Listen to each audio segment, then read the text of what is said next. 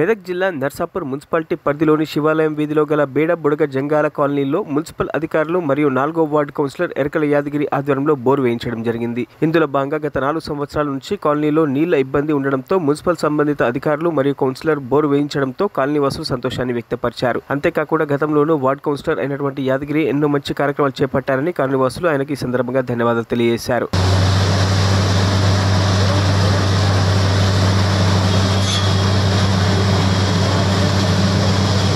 మాకు నీళ్ళ ఇక్కడ ఇబ్బంది ఉండి మాకు ఇక్కడ మా కాసులకు తెలిసిన నుంచి మేము ఎన్నోసార్లు మేము అడిగినాం.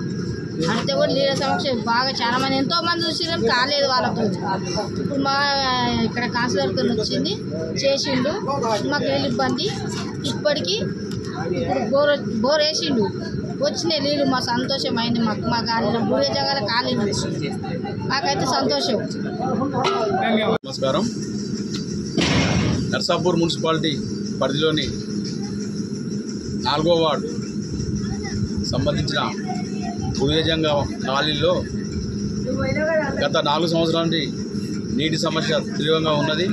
దాన్ని దృష్టిలో పెట్టుకొని ఈరోజు మున్సిపల్ జనరల్ ఫండ్ నుంచి బోర్ వేయడం జరిగింది. దేని దయ వల్ల నీళ్ళు గీట మంచిగా పడ్డాయి.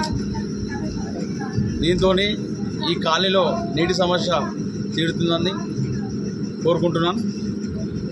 దీనికి సహకరించిన నా వార్డు ప్రజలకు ధన్యవాదాలు.